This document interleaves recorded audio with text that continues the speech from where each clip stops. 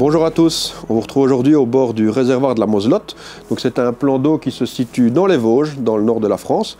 Alors ça faisait quelques années que je n'étais plus venu, les fois précédentes c'était pour des compétitions. Il n'y en a plus depuis à mon avis 5 ou 6 ans, donc ça fait un bout de temps que je ne suis plus venu. Bon, c'est un plan d'eau qui a toujours eu bonne réputation, donc je suppose que ce sera toujours le cas, qu'on va faire quelques poissons. Maintenant, les conditions sont vraiment les plus mauvaises pour la pêche, donc au niveau du tourisme, c'est extra, mais au niveau de la pêche, bon, c'est un lac totalement plat, ce qui vraiment ne facilitera pas les choses. On va malgré tout essayer d'en découdre. On utilisera aussi un petit peu les nouveaux produits que je vous présenterai petit à petit, donc des soies, des moulinets, des cannes, un peu tout ce qu'il y a comme nouveauté. Et on fera ça pour un peu essayer de vous faire comprendre le matériel à utiliser pour savoir comment optimiser le matériel au bord de l'eau.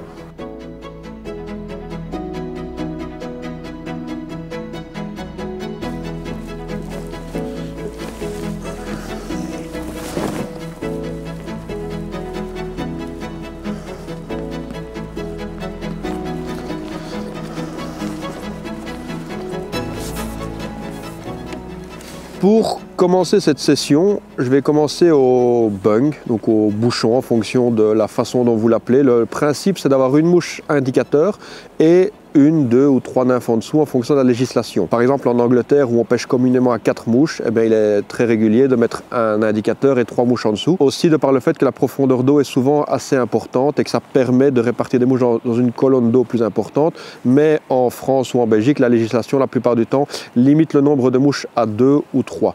Donc, on va suivre le règlement. Donc, on mettra une mouche indicateur, dont je vais vous parler après, et 1 ou 2 nymphes en fonction du cas de figure. Moi ici j'en mettrai 2. Alors pourquoi je commence comme ça ici? C'est simplement parce que bon, le lac, comme je l'ai dit, est totalement plat. Donc ça limite de mon point de vue les perspectives, les possibilités de façon de pêcher. Et aussi pour une deuxième raison, c'est que devant moi j'ai un ponton. Et d'expérience, je ne dis pas que je vais en prendre, mais d'expérience, il y a toujours des poissons autour des pontons ou en dessous. Donc je vais commencer par pêcher le pourtour du ponton. Et une fois que ce sera fait, j'irai pêcher plus loin.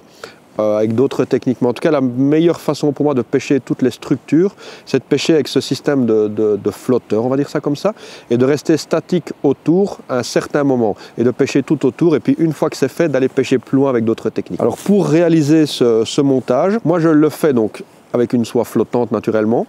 Là j'utilise une canne de 9 pieds 9, soit de 6. C'est une canne d'action médium parce que je vais descendre dans mes diamètres de fil. Comme c'est une pêche statique, il faut souvent pêcher un peu plus fin. Donc le fait d'avoir une canne médium me permet au moment du ferrage d'adoucir un peu les choses. Le bas de ligne, c'est très simplement une queue de rat. Donc c'est une queue de rat de 9 pieds en nylon. C'est très important de prendre du nylon parce qu'il flotte. Si vous prenez une queue de rat en fluorocarbone, après votre soie, vous aurez quelque chose qui va couler et qui va forcément attirer vers le fond, enfin qui aura tendance à attirer vers le fond votre mouche indicateur, ce qui n'est pas du tout le but souhaité. Donc il faut que tout ce qui est avant l'indicateur soit flottant. Et si même nécessaire, rien n'empêche de graisser un peu le nylon. Au niveau de l'indicateur, ici j'en ai prévu 3, ce qu'on appelle communément des bungs. J'en ai 2 différents. J'ai un alevin flottant qui peut également faire office de. On peut mettre différentes sèches, un sedge, un palmer ou toute forme de mouche qui sera suffisamment volumineuse que pour porter le montage qui est en dessous. Ce qu'il faut bien tenir compte, c'est qu'au plus ce qui est en dessous de l'indicateur est lourd, au plus il faut que l'indicateur ait de portance pour tenir le tout. Dans mon cas ici, moi je vais mettre simplement cette mouche-ci, donc qui est une mouche qui a une bonne portance, qui est volumineuse et qui se sèche rapidement. Pour nouer ces mouches, il y a 2 façons de faire. Soit on le fait en direct. Donc le direct, qu'est-ce que c'est? C'est-à-dire que comme je vais le faire ici, je passe ma queue de rat, enfin le bout de ma queue de rat dans l'œillet. Je vais faire un nœud et au bout de cela, au bout de ma mouche, j'ai un petit œillet, donc on appelle un micro-ring, et je vais venir relier la suite au bout de ce micro-ring. C'est une façon de faire qui est probablement la plus pratique lorsque l'on veut changer ses profondeurs, mais quand un poisson vient gober la mouche, ce qui arrive régulièrement, même si elle n'a rien d'un kiro, d'un setch, il y a un nombre incalculable de poissons sur une saison qui viennent attraper cette mouche. De cette manière, on les rate quasiment tous. Le plus efficace dans ce cas de figure-là, mais le moins pratique, c'est de mettre la mouche en potence. Donc si vous voulez le faire, ce qui pour moi, de mon point de vue, est la façon la plus pratique, la moins mauvaise, c'est de faire différemment. C'est qu'au bout de votre queue de rat, vous reprenez une vingtaine de centimètres comme ceci, vous coupez, et vous allez faire une potence assez courte. Alors j'ai envie de dire que plus elle est courte, plus vous serez en contact direct avec ce qui se passe en dessous. Plus elle est longue, plus la mouche en potence, donc la mouche sèche, sera naturelle sur l'eau parce qu'elle sera moins bridée, mais moins le contact avec les mouches en dessous sera bon. Pour mon cas personnel, en général, je mets à peu près 5 cm, à part un cas particulier, parce que simplement, je vise principalement ce qui se passe en dessous que ce qui se passe au-dessus. Donc je vais faire une potence courte, attacher ma mouche sur une potence, et je vais avoir un bout de fil en dessous, comme ceci, qui va me servir pour venir attacher un micro-ring, et je repartirai de ce micro-ring pour faire mes pointes. Voilà, donc ma potence est comme ceci. Et je vais venir à peu près une dizaine de centimètres plus bas, attacher un micro-ring. Il est livré donc comme ceci sur un émerion.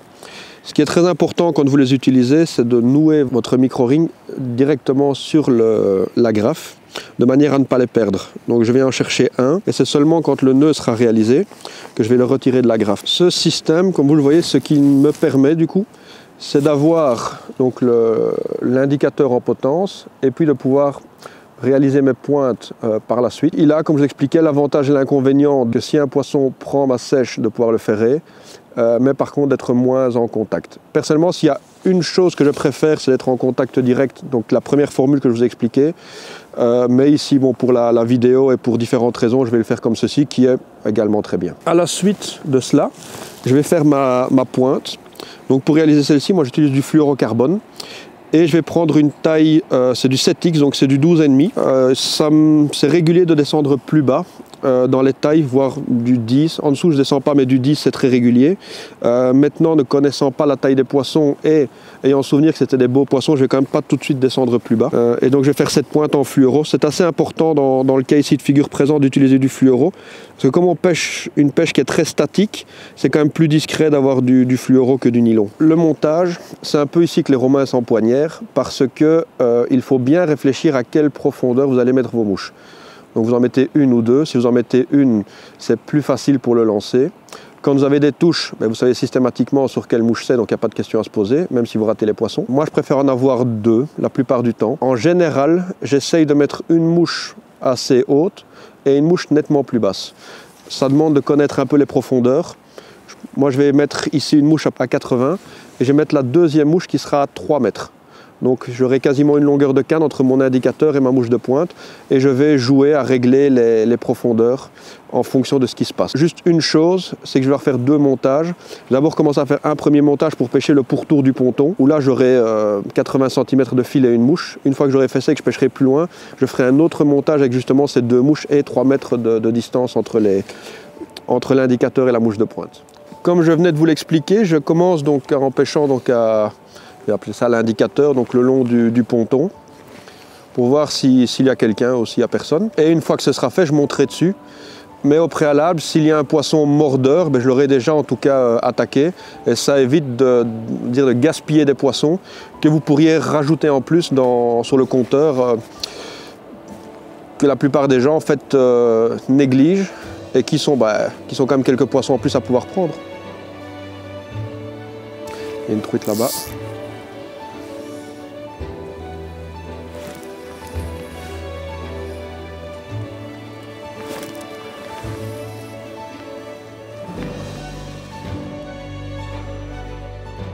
Sans grand succès en pêchant le long du ponton.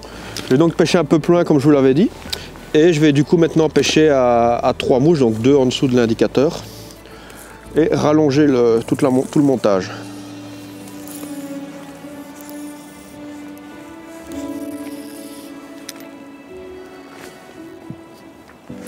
Quand vous arrivez sur un nouveau poste, c'est jamais nécessaire de vouloir pêcher les premiers lancers très loin. Il faut d'abord pêcher les quelques premiers mètres, et seulement quand tout ça a été bien peigné, d'aller plus loin chercher les poissons qui restent.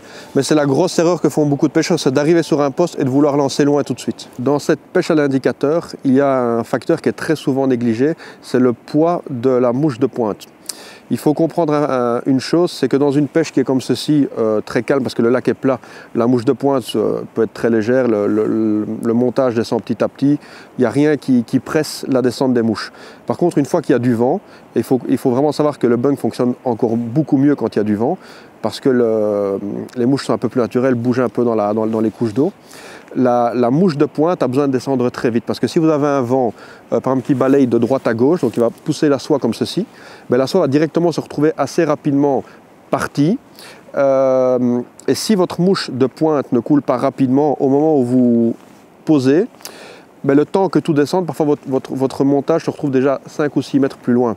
Ce qui fait que vous n'avez concrètement pas pêché. Donc il faut avoir le juste équilibre de poids et de vent. C'est-à-dire que si sur le poste comme ceci, j'avais un vent assez rapide qui partait sur la gauche, mais je mettrais une nymphe en pointe avec, mettons, une bille de 2,3 ou de 2,5 voire, pour que tout se tende assez rapidement et que j'ai quelques mètres de pêche qui soient assez propres.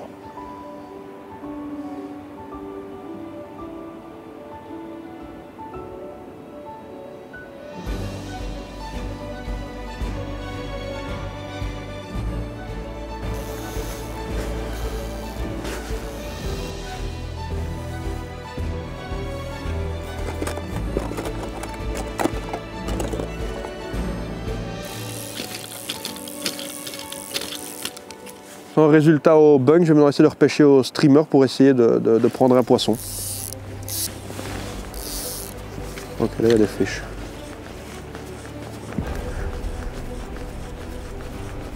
Ah, puis il y en a un derrière. Vas-y, prends, il est derrière. Il n'y est plus. Ah, puis là.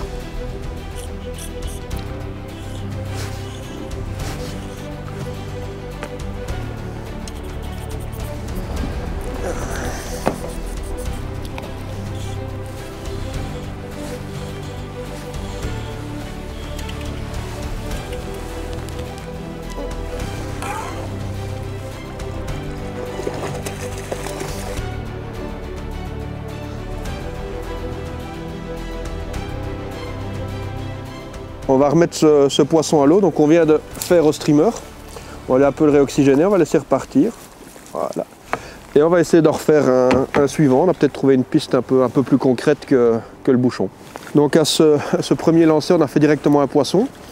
Donc au moment du lancer, il y a un poisson qui a directement réagi, qui a suivi sur quelques mètres et puis qui a pris. Ça c'est souvent un cas assez classique quand on change de technique, qu'on passe de l'une à l'autre, que dans les premiers lancers on touche un poisson. Souvent on en fait un et puis ça se calme. Ce qui n'empêche pas d'en refaire par la suite, mais souvent directement le changement fait déclencher un poisson. Là-bas.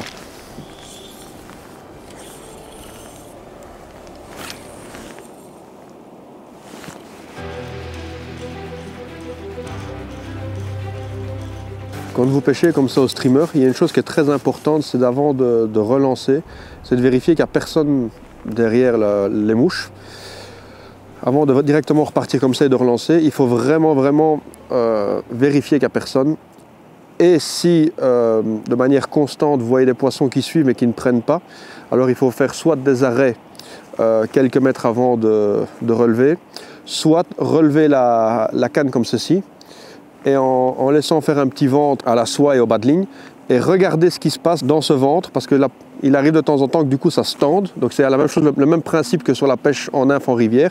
Une fois que la touche se fait, vous ferrez.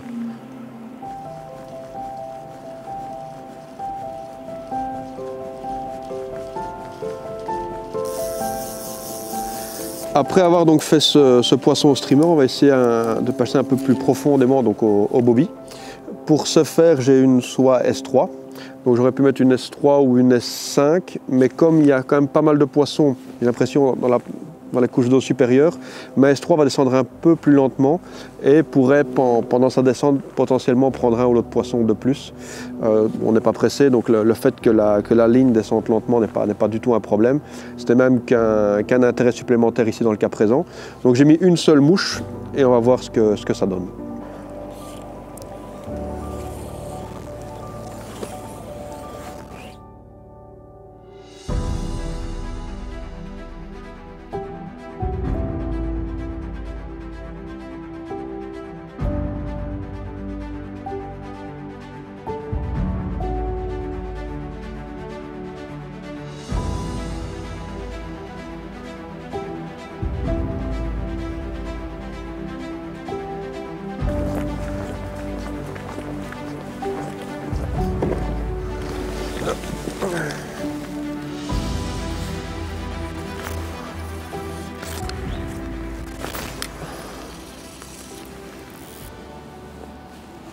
Poisson.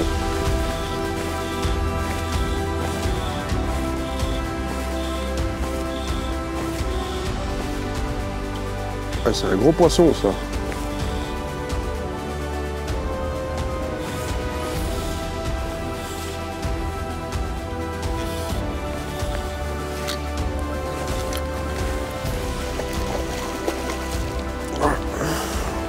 Wow.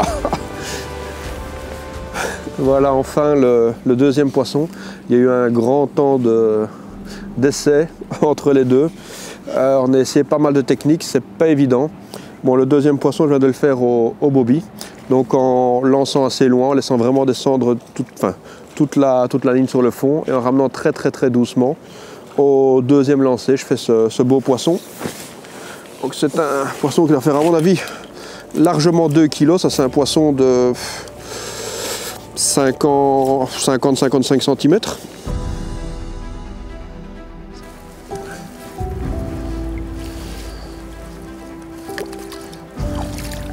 Sur ce poste où on vient d'arriver, c'est au deuxième lancer que j'ai fait, deux ou troisième lancer que j'ai fait ce poisson. J'ai directement commencé au bobby parce qu'il n'y a pas d'activité de surface, je vois pas grand monde au-dessus. J'ai pas non plus beaucoup de touches en dessous, mais quoi qu'il en soit, j'ai plus de confiance à pêcher le fond. Et donc je ramenais très doucement en tricotant sur le fond. Et j'ai pris ce poisson après quelques mètres, donc j'étais à peu près 23-25 mètres quand j'ai piqué le poisson, en ramenant très doucement. Pour pêcher comme cela, j'utilise une S3, donc j'utilise la soie Steel Maniac. J'aime bien sur des pentes douces comme ceci avoir une soie qui a la même densité tout le long. Et sur des beaux poissons, j'aime quelque chose qui n'a pas trop d'élasticité, donc ce qui est le cas, donc c'est une soie qui est ce qu'on appelle low stretch. Mon bas de ligne est assez court, il fait à peine 1 mètre et j'ai une seule mouche. Pour pêcher comme ça, moi j'utilise des cannes de 10 pieds soit de 8 parce que à partir du moment où je pêche sur des S3 et S5, je préfère des cannes un peu plus fortes. Même si ma soie est une numéro 7, je prends une canne de 8. De plus, sur des gros poissons comme ceux que l'on prend aujourd'hui, le fait d'avoir une canne plus forte permet quand même d'abréger largement les combats.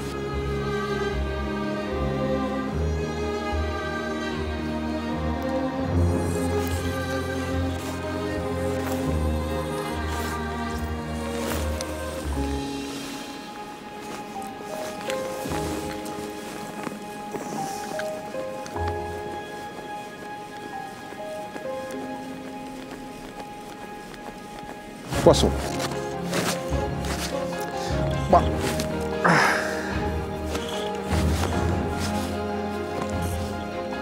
Oh, qu'est-ce qu'ils sont forts! Qu'est-ce qu'ils sont forts ces poissons! En fait, ces poissons, ils sont vraiment très forts parce que c'est des poissons qui ont été remis dans le lac il y a à peu près 3 ou 4 mois. Il n'y a pas eu de rempoissonnement depuis et donc ils sont vraiment acclimatés et se sont refait, on va dire, une santé dans le lac parce que le lac est quand même a de l'eau très fraîche, a de l'eau assez oxygénée avec pas mal de nourriture. Donc c'est vraiment des poissons qui sont devenus très forts. Et là, un poisson qui fait 40 cm, c'est pas un monstre, mais le poisson était vraiment pleine forme. Voilà, comme vous le voyez, c'est pas un monstre, mais qu'est-ce qu'ils sont hauts et épais ces poissons. Je vais le remettre rapidement, comme ça on l'embête pas trop. Bon, on vient de refaire ce poisson. C'est vraiment compliqué. C'est pour ça que je change régulièrement de technique. C'est que, en général, quand je change, après 1 ou 2, 3 lancers, j'ai quelque chose. Et puis, c'est le calme plat. Donc voilà pourquoi j'essaie de switcher assez régulièrement de technique. Et de temps en temps même de poste pour, en fin de compte, faire une pêche assez d'opportuniste. Là, en fait, j'étais au bobby, premier lancer, je prends un poisson, puis rien du tout. Et j'ai vu 2 ou 3 poissons gober très loin. Et j'ai changé de canne en repêchant avec une canne au streamer. J'ai attendu de voir un poisson gober en bout de soie. J'ai lancé et présenté 1 mètre devant lui et en ramenant, le poisson est venu chercher directement la mouche.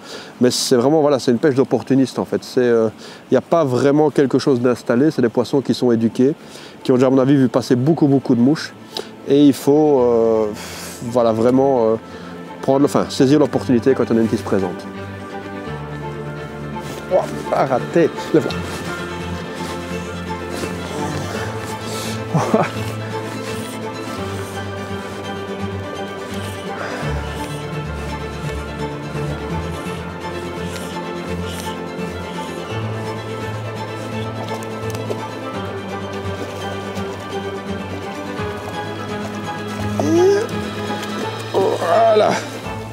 Donc toujours en continuant à prospecter, en cherchant un ou l'autre poisson actif assez haut dans la surface. Je viens de refaire ce poisson, toujours avec un streamer, avec une seule mouche, en essayant de repérer un ou l'autre mouvement en surface, en lançant la trajectoire et en ramenant assez rapidement, tout simplement.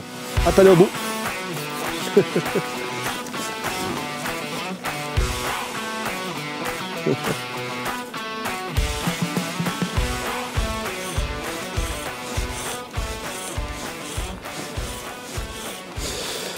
Bon, donc toujours la même chose, en pêchant en streamer, directement en surface. Un peu plus beau poisson que le précédent. Et toujours très fort.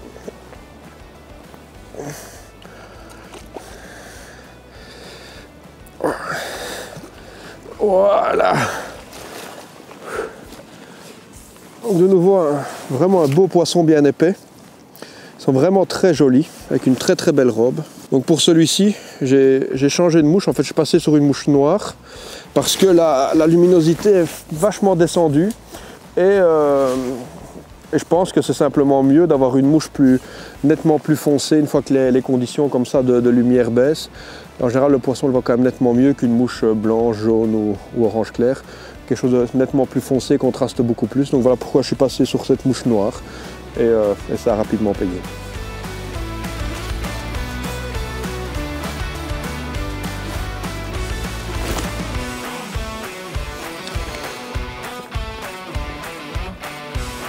À poisson.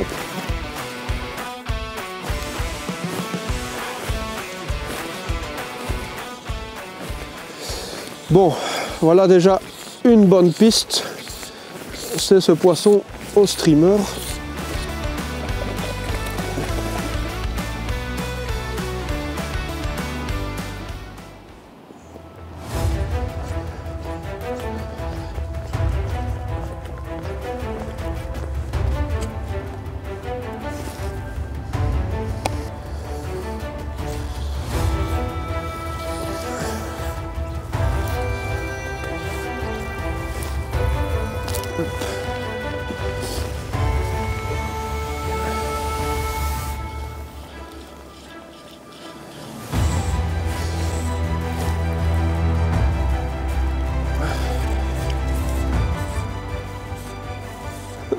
Quand vous avez un beau poisson comme celle qu'il y a ici, une chose qui est parfois plus facile au niveau du combat pour éviter de donner tout le temps des coups dans la canne, c'est simplement de poser le talon comme ça contre vous et de stabiliser beaucoup plus la canne. Et comme ça, on voit simplement qu'avec la canne qui est beaucoup plus stable, il y a beaucoup moins d'à-coups dans la canne, je vais dire, et on décroche quand même moins de poissons. Bon, ça fonctionne que sur les poissons un peu conséquents, un poisson de 30 cm, ça sert à rien de faire ça, mais sur des poissons un peu plus jolis, c'est pas plus mal.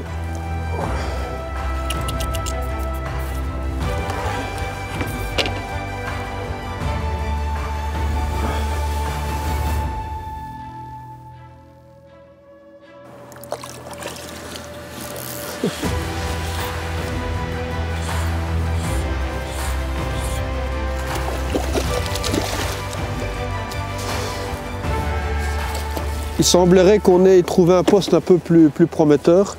Donc en voulant changer de poste, on a vu 2 ou 3 poissons actifs et on les a directement attaqués. Donc on a fait sur 2 lancers, on a 2 poissons. Donc on va continuer comme ça. Je vais essayer de vous donner quelques explications en pêchant, en espérant reprendre quelques poissons pour pouvoir vous l'illustrer. Mais je vais essayer de vous donner quelques infos sur la pêche du streamer. La première chose à savoir quand vous pêchez au streamer comme celle qu'il y a ici, c'est de tenir la pointe de votre canne le plus proche possible de l'eau, voire même dans l'eau. Je vois souvent des gens pêcher au streamer un peu de cette manière-ci, comme ça, en ramenant un peu, sans se rendre compte de trop ce qui se passe, à part que vous n'avez pas vraiment de contact avec vos mouches. Donc c'est vraiment très important d'avoir votre canne beaucoup plus basse pour être beaucoup plus en contact avec ce qui se passe. parce qu'il y a beaucoup de petites touches qui se font, et simplement en ayant votre sillon de pointe, mettons 50 cm ou 1 mètre au-dessus de l'eau, vous verrez probablement que la moitié ou un quart de vos touches.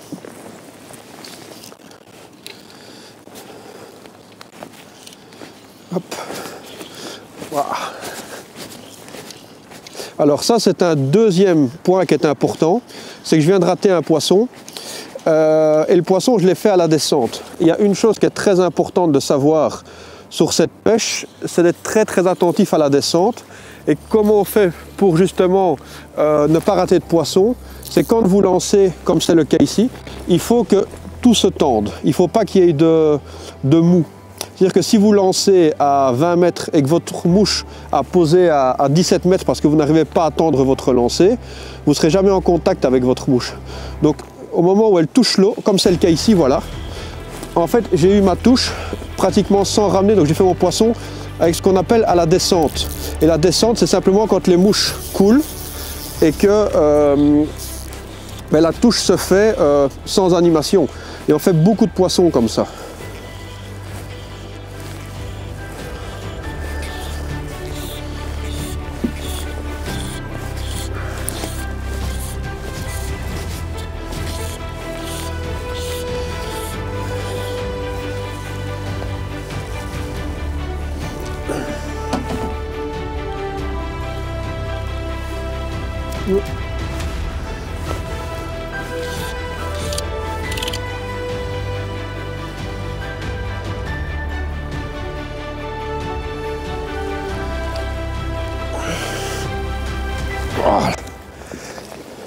Au niveau des façons de ramener, il y en a deux. C'est comme je le fais ici, donc en strippant, comme on appelle ça, c'est-à-dire en faisant des tirées régulières. Alors souvent, la plupart du temps, en variant la vitesse à laquelle vous ramenez les mouches. Ou il y en a une seconde qui est ce qu'on appelle le roly-poly, c'est-à-dire comme je le fais ici, c'est en mettant votre canne en dessous de l'épaule, donc en la maintenant fermement, et en faisant de manière circulaire comme ceci, en venant rechercher la soie. Et donc ce qui aura un effet sur la nage de votre mouche totalement différent. En strippant, ça va faire des saccades intempestives, tandis qu'en ramenant comme ceci, c'est quelque chose qui est beaucoup plus linéaire. Les deux fonctionnent très bien, je ne pense pas qu'il y en ait une qui soit mieux que l'autre, c'est simplement la vie du poisson. Et la plupart du temps, on varie les deux pour varier un petit peu les façons de ramener, pour ne pas non plus trop accoutumer le poisson à une façon de faire. Hop, le voilà. Oula. Oula.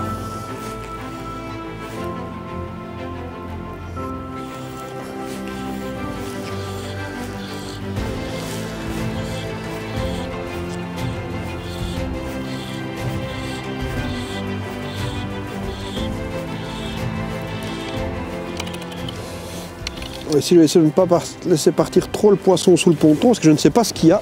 Et si le ponton est maintenu par des barres en dessous, elle va aller se prendre dedans. C'est des grosses bêtes. Hein. Elle est magnifique, hein, celle-là.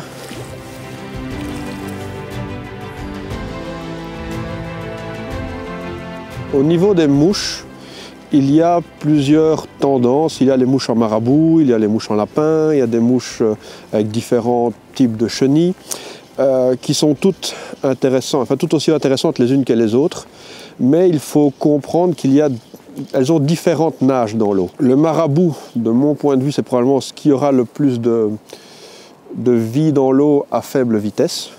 Le lapin, ça nage en ondulant beaucoup plus. Mais j'ai l'impression qu'on a quand même plus de touches que l'on rate. Donc on déclenche probablement un peu plus de touches qu'avec le marabout, mais on a un petit peu plus de ratés.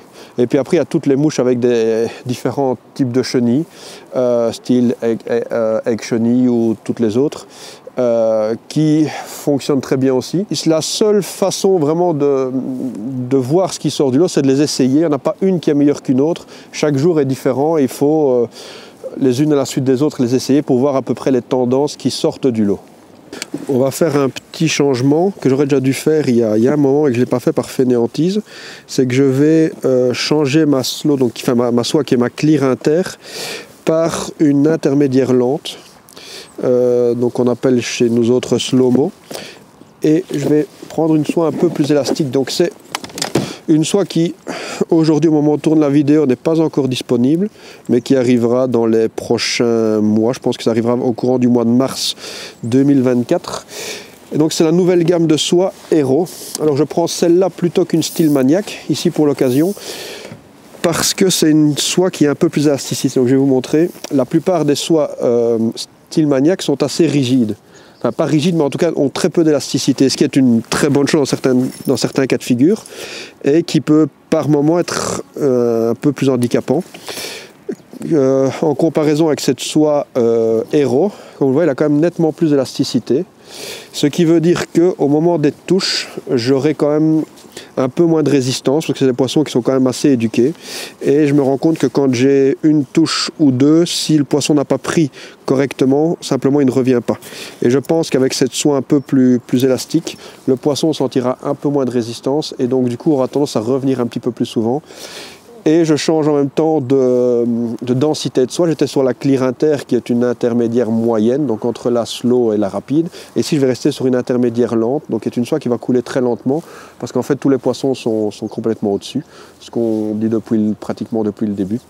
Donc cette soie va descendre très lentement et aura un peu plus d'élasticité. Je pense que ça va probablement être un des derniers changements que je vais faire, parce qu'on doit vraiment être très proche de ce qu'il y a de mieux à faire par rapport aux conditions qu'on a actuellement face à nous.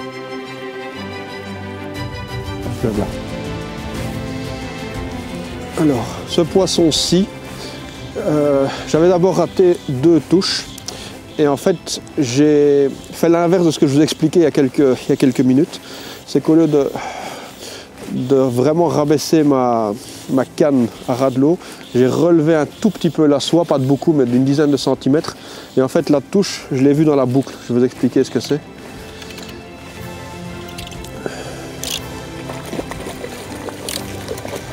Essayer de la décrocher comme ça. En fait, la boucle que j'avais dans ma soie, c'est en relevant un tout petit peu mon sillon, donc de 15 cm. À chaque fois qu'on fait une tirée, donc la soie se tend. Et puis une fois qu'on fait la pause, la soie refait une petite boucle. Et en fait, c'est dans cette boucle que je regarde au moment où la boucle se tend. Donc c'est-à-dire que c'est une touche et à ce moment-là, je vais le faire. La différence qu'il y a, c'est que là, du coup, j'ai pas de contact et que la touche sera meilleure. Mais ça ne fonctionne que en strippant et ça demande quand même d'avoir l'habitude de le faire, parce que il faut vraiment ferrer au bon moment. Et parfois, il y a des petites touches qu'il ne faut pas ferrer. Ça demande une certaine habitude et un certain feeling. Mais sur des poissons assez tatillons comme celle qui est ici, quand on a déjà pris quelques-uns, le fait de pêcher avec ce système de touches dans la boucle permet souvent de reprendre quelques poissons quand les touches sont vraiment difficiles. Hop, en voilà.